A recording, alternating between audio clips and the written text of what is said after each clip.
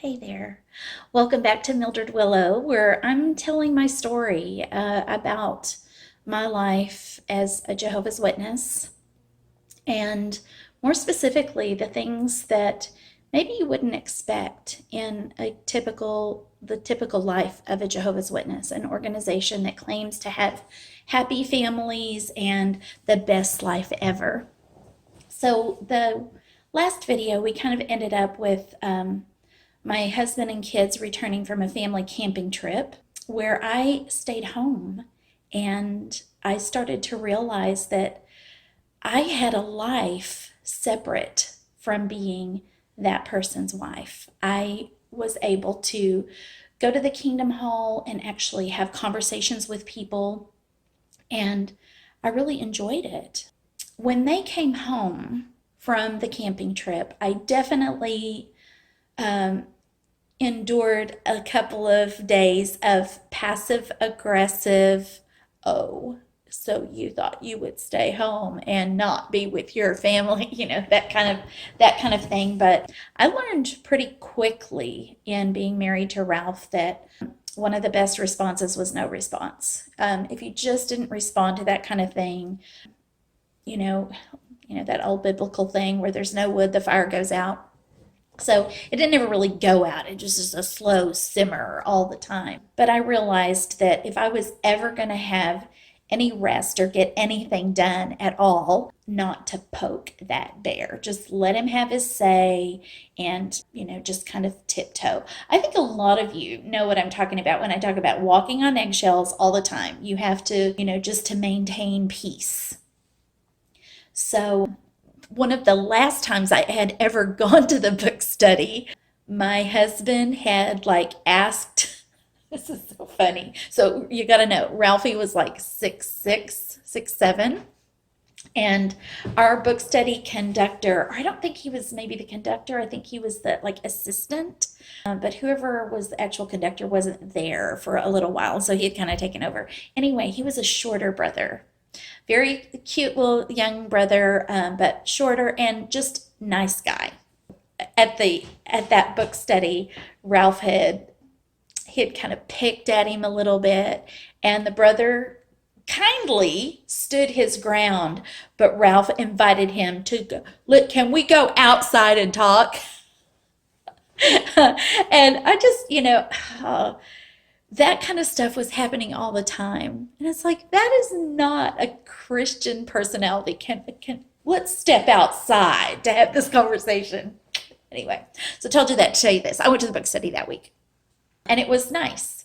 I went home as soon as it was over and everything, because what I hated was, being in the same room as the conversations that he was having and, going on, because they were not pleasant.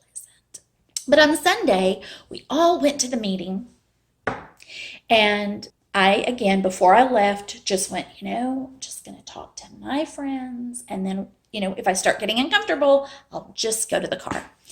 We had an enjoyable time at the meeting.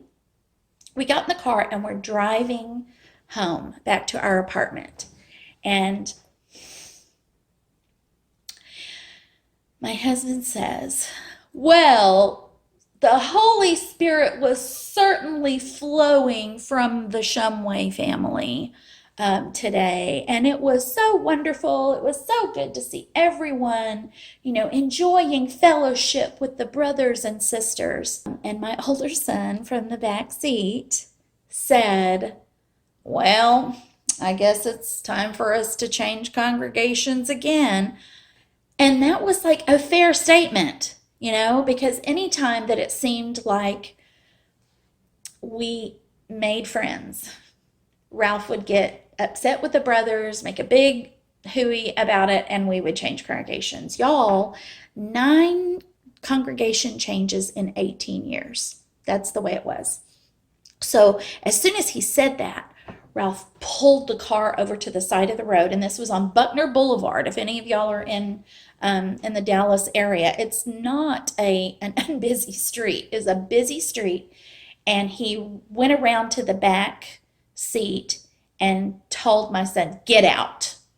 And I knew that he was about to beat him. And my younger son said, "What's going on? What's happening?" And I just remember closing my eyes and saying, "Don't look back, don't look back," to my son.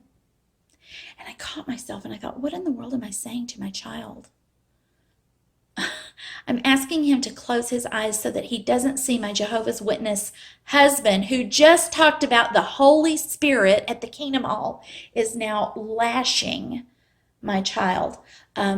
There are photos at the Haltom City Police Department of my older son with bruises on his body. And I reported those. And again, way back then, in the old Haltom congregation, I got hauled in the back room for potentially bringing reproach on Jehovah's name. Ugh.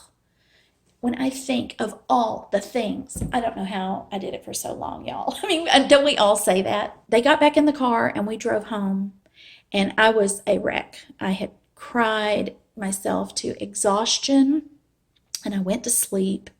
And when I woke up, I took each son with me individually. I went to the older one and I said, "Hey, do you have a minute? Let's go out and walk." And just wanted to have a conversation with my child to see, not if he was okay, because I kind of knew.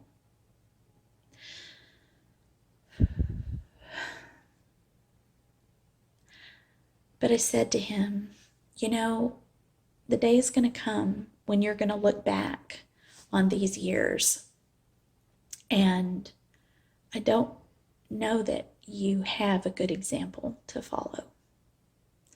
And so I'd like for you to, just be aware of different ones in the congregation that you look up to.